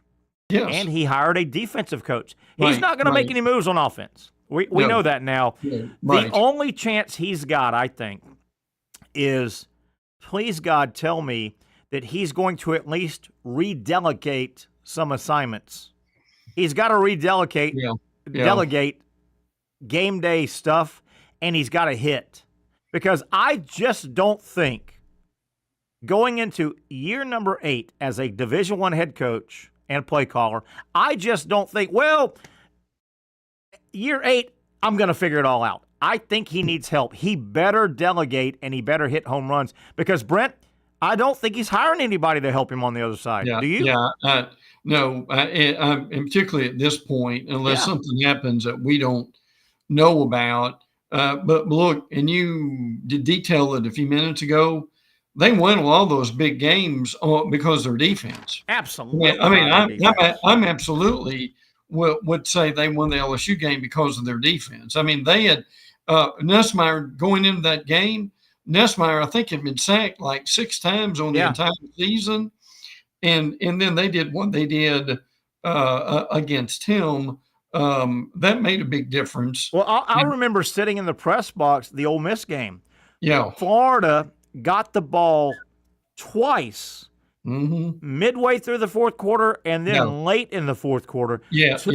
And they needed to close the game out. And, buddy, they did nothing. And they held on for dear life with defense. Terry, wasn't that when they threw 2 picks in 3 plays? In 3 plays, yes. Their offense could not get out of their way. The LSU game, LSU came in as a train wreck. They already had lost 2 in a row. They were fighting. They got in a huge fight. Remember, Kelly got in an argument with Lacey, who's in trouble now, and another receiver. Yeah. They're arguing. Correct. LSU ran 92 plays in the game. Yeah. They had the ball for 42 minutes. Yes. Florida had 342 meager yards and 13 first downs. LSU had 25. It's amazing that their defense won that game. Now, didn't Florida have less than 50 plays? Oh, yes. Yeah, 40-something plays. Yeah, LSU had 42. It was your time of possession was 42 minutes LSU, 18 for Florida.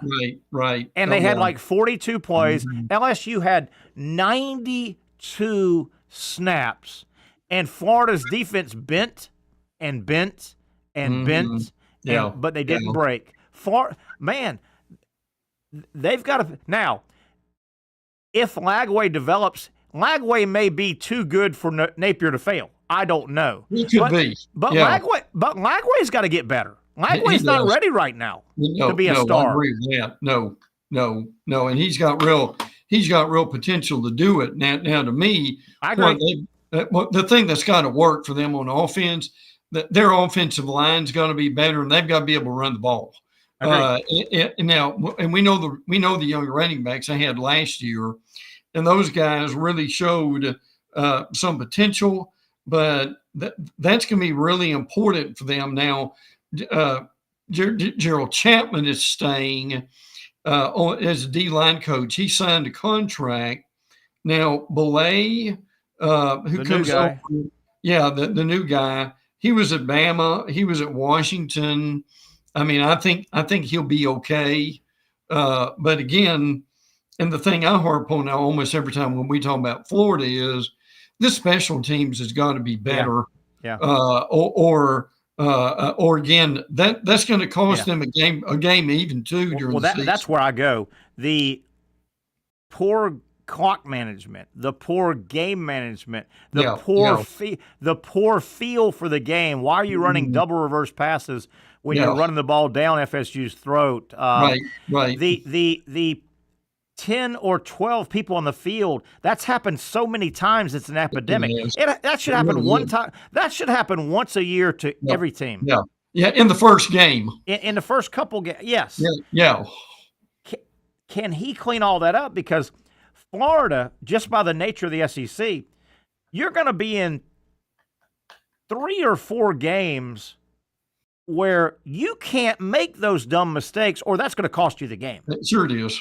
It is. And even if Napier calls the right kind of game, if they're 10 on the field, 12 if they're running a fire drill to get a field goal team on, I mean, the Arkansas field goal debacle. Remember that? Yeah.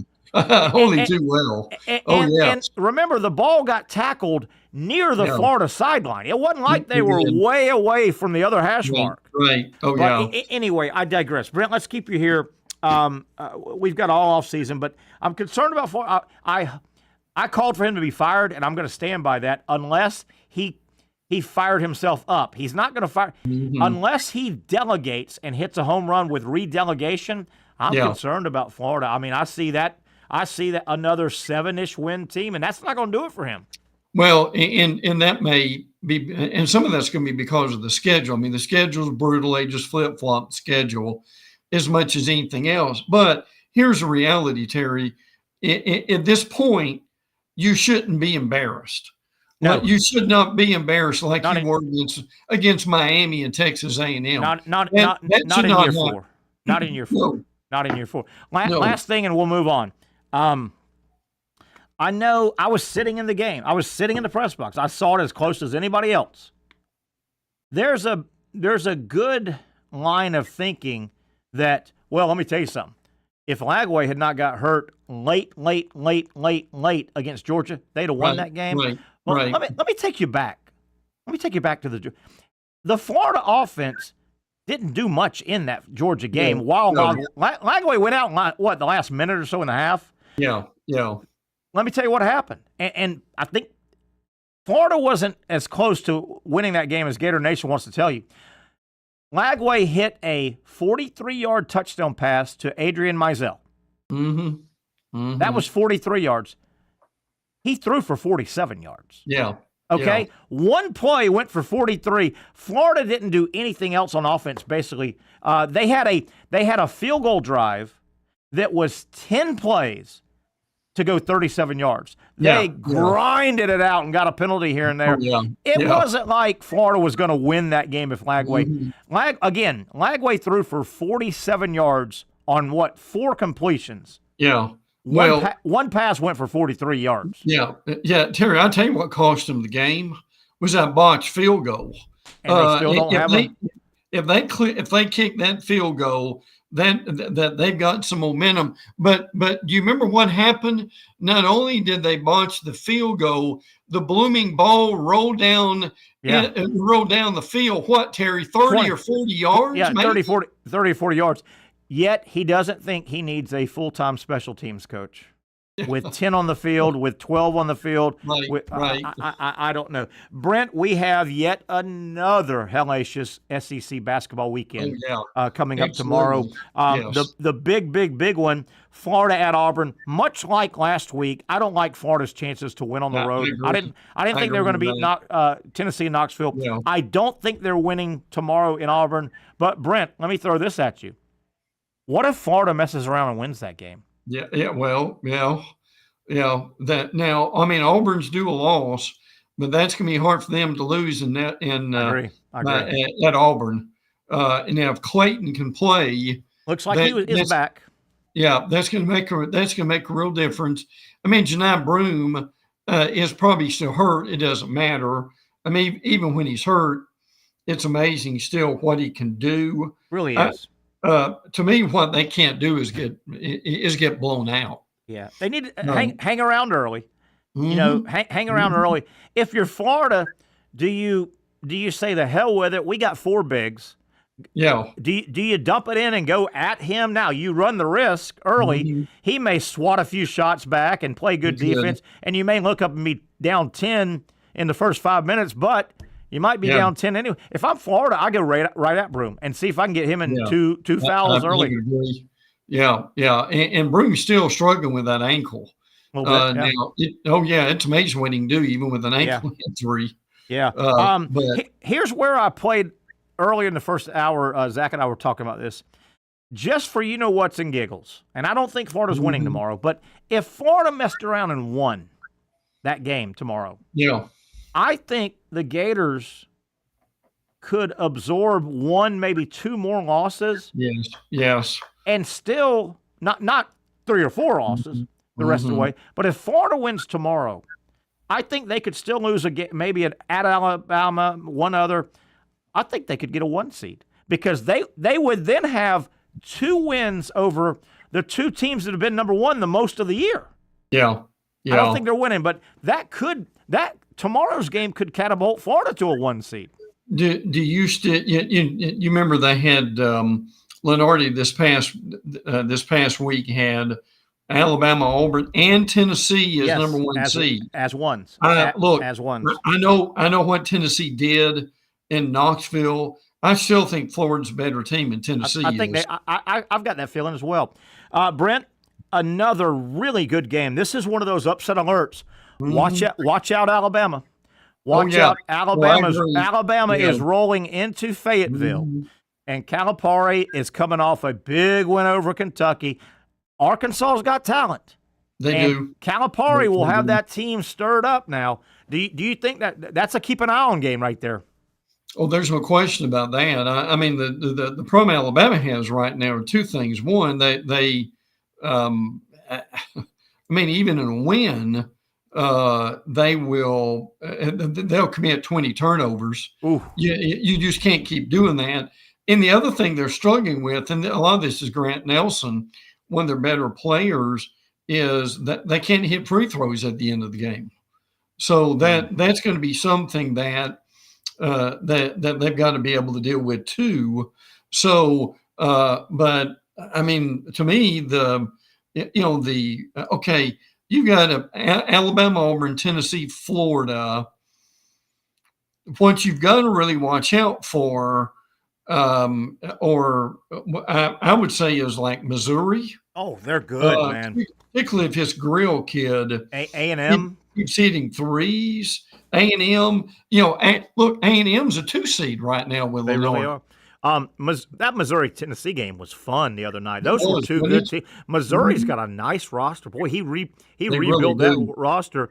A&M and Mississippi State. Florida's going to catch them in Starkville next week. Mississippi State's no easy out, man. They're good.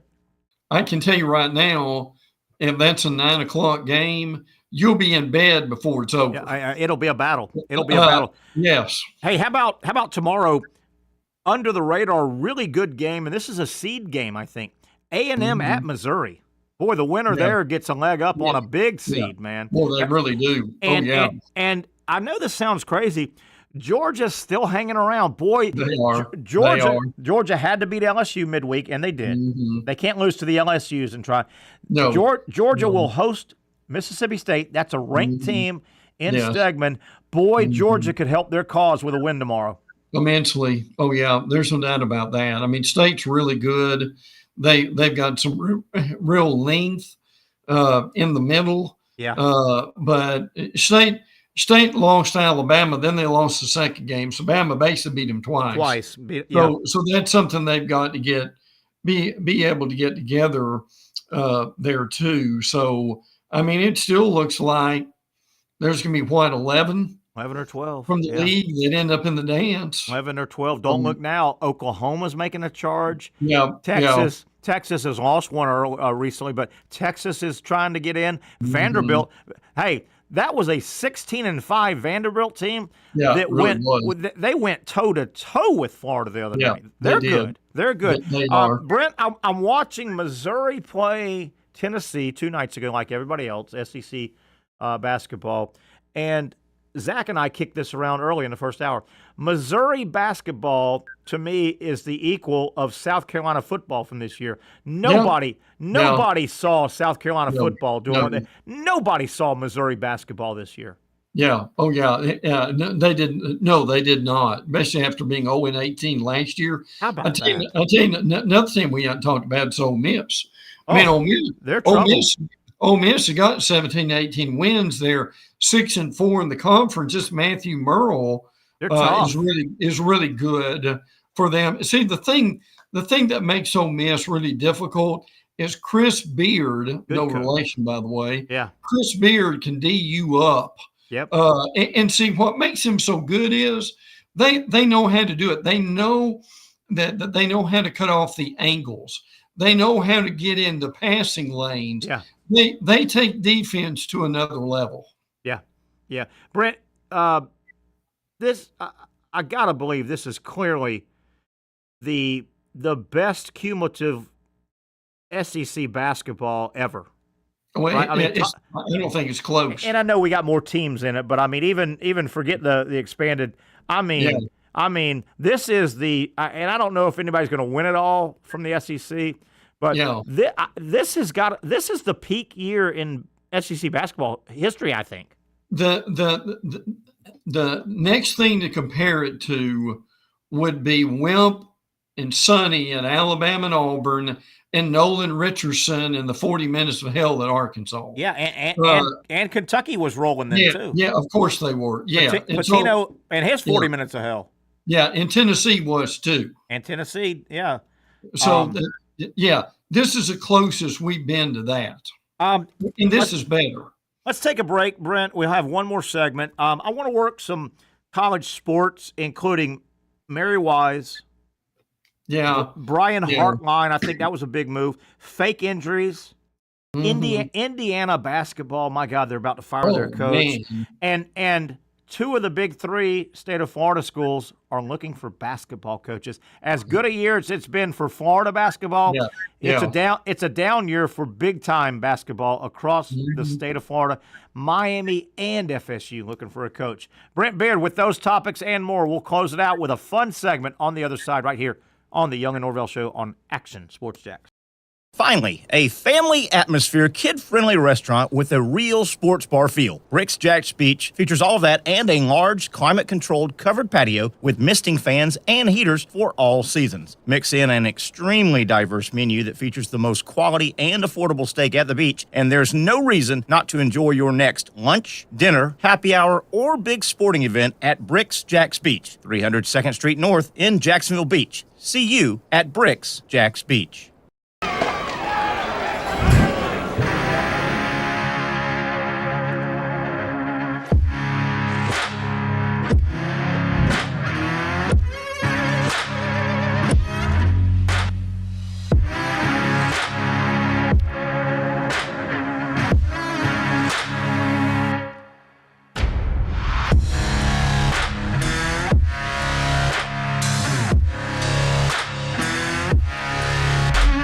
For over 20 years, Southeast Orthopedic Specialists has been providing the highest level of orthopedic and spine care to patients throughout Northeast Florida. Now, we're making that same great care even more convenient with Southeast Orthopedic Specialists Direct, a walk-in clinic where you can be seen for pain or injuries with no appointment needed. Staffed by orthopedic physicians and specialists, we offer everything from diagnosis and treatment to imaging and bracing, all with no appointment needed. For more information, hours, and locations, visit our website.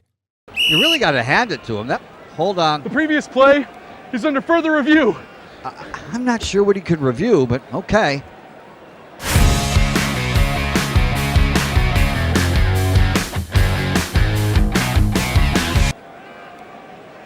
Sure has been a while. Dynamic Hurricane Grill and Wings for the football season. Well, there he is. Oh, what is that? Hey everyone, Olivia Tasley here from Action Sports Jacks to tell you all the different ways you can watch our new 24/7 network. 3 easy steps. You don't even need a pen and paper to write it down. Step number 1, download the app. Search Action News Jacks in your app store either on your phone or your smart TV. Then, once you're on the app, click on that little drop-down menu in the upper left-hand corner with the 3 little lines.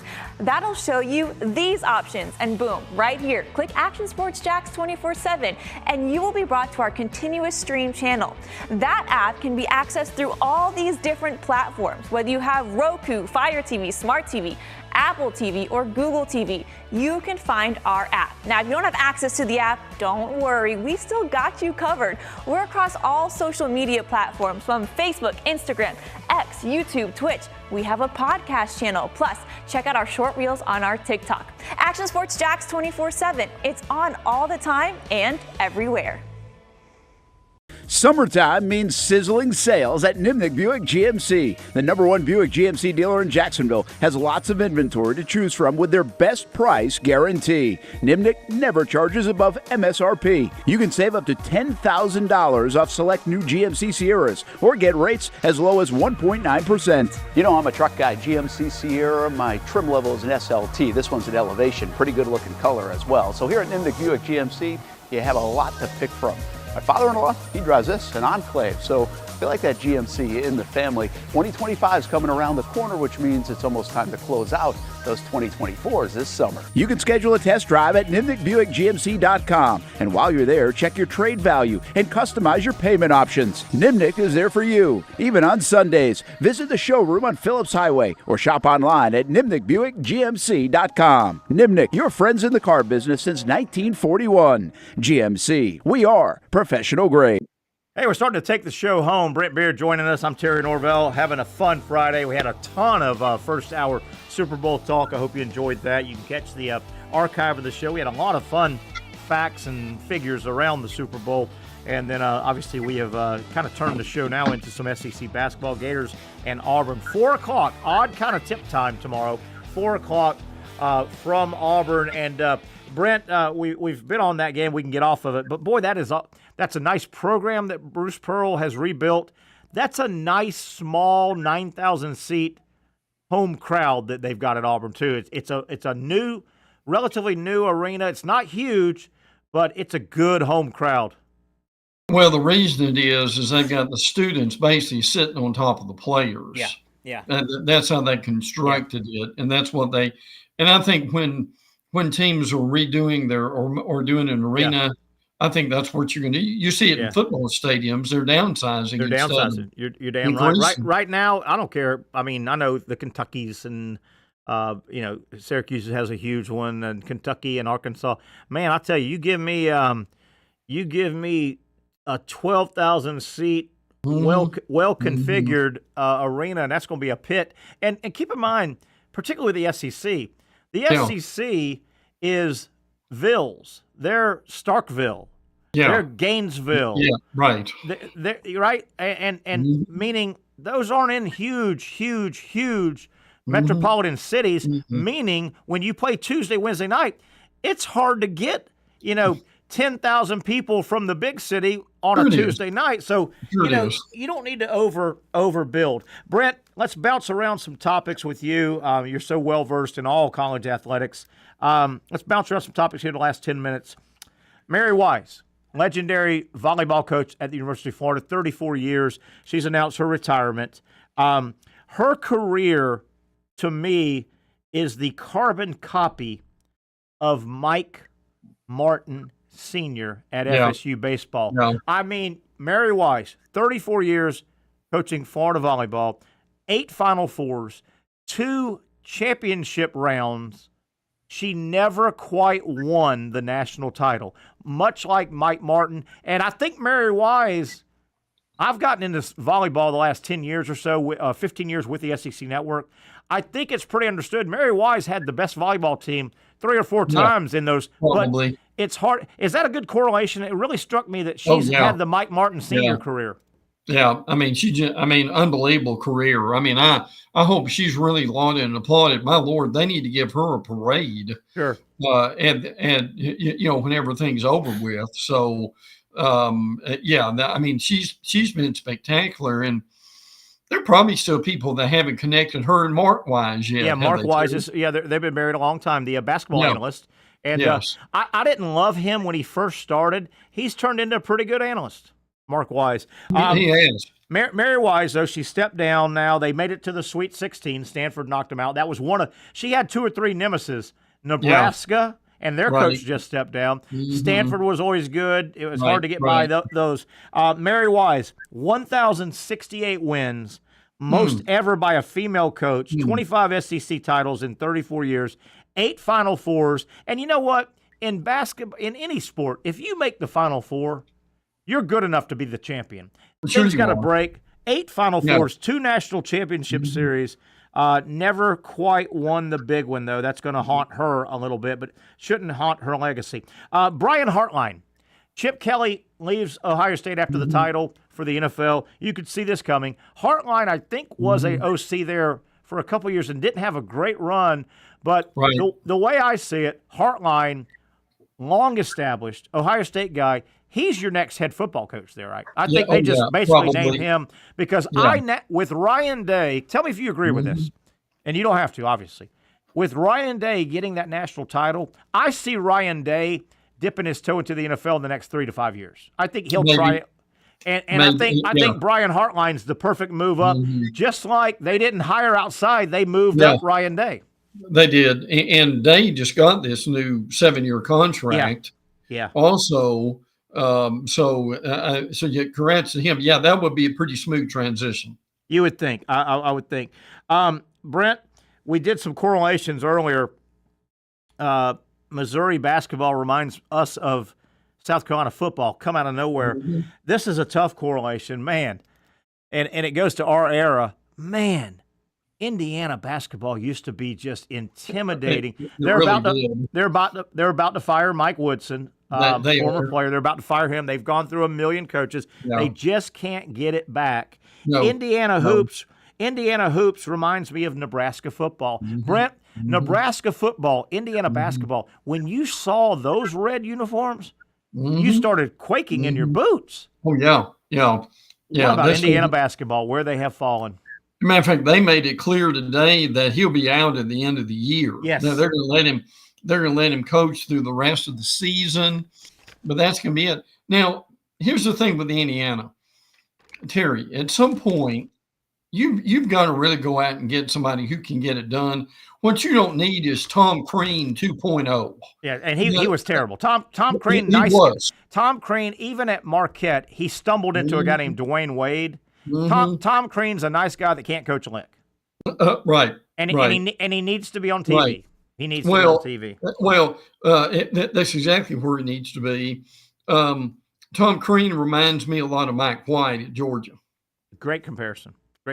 And Indiana, they need to quit doing the Davis, the guy that was on the bench, Davis, and moving him up. And then Mike Woodson. Forget former Indiana ties. Go get a good basketball coach. Go get a good basketball coach. Brent, I wish I had an answer because I hate when I bring up issues and don't have an answer. This issue I'm going to bring up, but I don't have an answer for it. And I think the answer that's been kicked around is a terrible answer. What can college football do with fake injuries? It's an epidemic in college football. The latest thing is the competition committee is going to seriously look at if you go down on the field and play is stopped, they're going to seriously talk about maybe implementing a rule that player cannot play the rest of that drive. I think that is an absolute horrible possible decision. I think that is throwing the bathwater out, the baby out with the bathwater, because Brent, I still think 80%, 85% of the guys that go down on a field and need medical, stop the clock, get medical, I think they're legitimately banged up.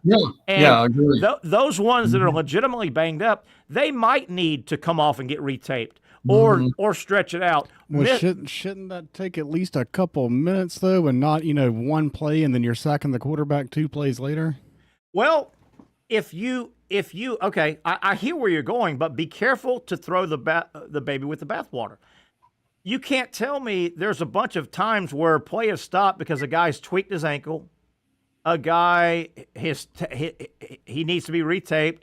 He had his wind knocked. What if a guy has his wind? Football, you get your wind knocked out. He should probably sit the rest of the drive out. No. Lane Kiffin ruined it for everyone. No, so. hold on. You're asking questions, but you're not letting me answer. I got you. No, he shouldn't. 1 play, maybe 2. If he's ready to go back in, that would be horribly punishing the legitimate injuries. And there are still a bunch of That's not the answer. You have to miss the rest of the drive is not the answer because everybody doesn't have true. I mean, you got to figure something out better than that. You're punishing a legitimate injury or the breath knocked out of you. You need to come back in. You want to come back in. What do you mean I got to sit out the next 8 plays? I think it's nuts. I think what happened here is if this committee was transparent, I think they legitimately don't know what to do. I agree. I said that. I feel bad I don't have an answer. Yeah. But to me, the answer isn't the minute play stopped, that player is out. If that drive is 10 more plays, 1 more play, 9 more plays, there's a good chance it's a legitimate I would agree. But I don't think they know what to do. And this is them saying, okay, the committee is doing something. Yeah. So even though it's probably not going to work. Yeah, it's tough. And I always hearken to this. Why don't we see this in the NFL? How does the NFL keep this from happening? I mean, teams get going on momentums and all. Why when Mahomes and the Chiefs get rolling, I don't see the other team jumping on the ground 8 times. I'm just asking, why is it not an epidemic in the NFL? What are they doing right, and what are they doing that college football might be able to do? They had a system in place a couple years ago. They were going to try to use camera technology. Brent, you may remember this. They were going to take every time a player went off, play was stopped, the player went off, they were supposed to keep a camera on that player, and after reviewing, if they go, whoa, this guy, all he did was get, this wasn't a legitimate injury. They were supposed to penalize them, fine them, but I don't know if that was just on a tester. I don't have the answer. I don't think the answer is across the board. The minute you take your ass on the ground and play stop, I don't care if you're the best nose tackle, the best running back, the best wide receiver, you're done the rest. I think that's crazy if you ask me. Now, haven't they talked about taking a timeout away from the coach? Right. But if they do that, what if Brent Beaird, you felt something in your ankle, and everybody goes back to their huddle, you stay on the ground, you're a little concerned, your calf is stretched, or how bad are you going to feel? Coach, I'm sorry I just cost us a timeout, but I had a legitimate pain here. I mean, I don't know if that's the answer. Well, I kind of wonder here, this sounds strange, that if they just quit trying to do anything, and will it work itself out, and without calling so much attention to it, they may just go ahead and play and forget about it. So the guy's laid out, and you just go huddle up and go run the next play. Say, hey, guy, either you get up and play, or you get to the sideline. But the thing I mean more is, no, I'm just kidding. Is instead, I get your point. Yeah, is instead of trying to legislate this thing away, at some point, do you just do you just say, look, we're calling way too much attention to this. Yeah. Let's just let it go and see if it'll take care of itself. And I get it. We're in much more of a hurry up offensive world, but you wonder how this hasn't happened before. Really? I wish I had a argumentative answer that I think is right. I don't. I don't think, though, just killing a player for the rest of that series is the answer. I just think that is throwing the baby out with the bathwater. Brent, Miami and FSU now are looking for head basketball coaches. We touched on FSU a little bit. I don't think either job is very desirable. What are your thoughts on those two jobs, number one? Same. Now I will give Leonard Hamilton some credit. I mean, they were really good for a 2 or 3 year space when they had some guys from Europe, and they had a lot of length inside, and that made a difference. Miami had a nice little run. Final four. Also they got to hit home. Brent, we're just about out of time. 30 seconds. I think FSU and Miami both. They're like the Jaguars. They can't go pick from the A list. The A list doesn't want those jobs. They got to get lucky. They got to get lucky. They got to get lucky on a Todd Golden. They got to get lucky on a Billy Donovan out of Marshall, right? Sure. Using a Florida analogy. So we'll see. Brent, enjoy the weekend. Enjoy the Super Bowl. Look forward to talking to you on the other side, breaking everything down from this past weekend. Thank you, buddy. Enjoyed it, brother. Take care. That's our man, Brent Beaird. We'll get back together Monday talking sports on the Young and Norvelle Show.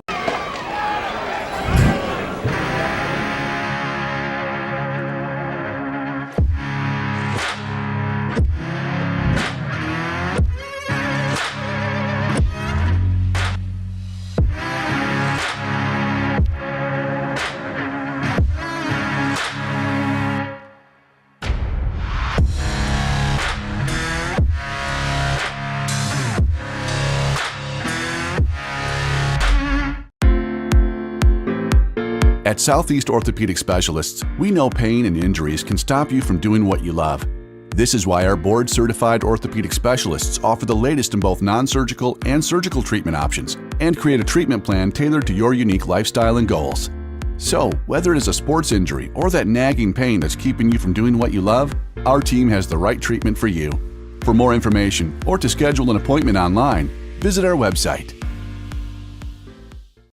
Finally, a family atmosphere, kid-friendly restaurant with a real sports bar feel. Bricks Jack's Beach features all of that and a large, climate-controlled covered patio with misting fans and heaters for all seasons. Mix in an extremely diverse menu that features the most quality and affordable steak at the beach, and there's no reason not to enjoy your next lunch, dinner, happy hour, or big sporting event at Bricks Jack's Beach, 300 2nd Street North in Jacksonville Beach. See you at Bricks Jack's Beach.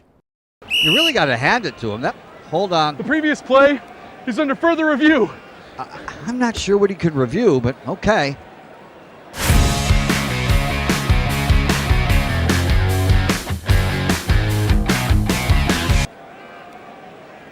Sure has been a while. Dine in at Hurricane Grill and Wings for the football season. Well, there he is. Oh, what is that? The Action Sports Jacks 24/7 network is streaming. I'm Stuart Weber, and I'm here to teach you a nice three-step process on how you can watch all your favorite programming from the Brent and Austin Show every weekday, 10 a.m. to 1 p.m., or the Cup Date with me. It's fantastic. We talk NASCAR. It's a great time. Wednesdays at 1 o'clock. All right, first step, easy. Download the Action News Jacks app. You probably already have it downloaded on your phone, so you might already have that one taken care of. Step 2, see that stack of pancakes up there? You click that stack of pancakes, and it's going to bring down step number 3, which is a full screen of all the different streams that you can click on, including the Action Sports Jacks 24/7 stream. You click that, the video's rocking and rolling on your mobile device, you're watching all the shows you want to, and you're having a good time. You can also do it on your smart TV with the Action News Jacks Now app. I do it on my Samsung TV at home. It's a great way to watch it on a nice, large screen for all the content. That's the Action Sports Jacks 24/7 network. Hope you can find it. You trust CGC to make your water great, and now you can trust CGC with your plumbing needs as well. Fast, convenient scheduling, licensed and insured. A quick call away at 904-552-1242. You never know when you're going to have an issue with a shower, toilet, or maybe it's a sink that sometimes is easy to fix. All right, let's be honest.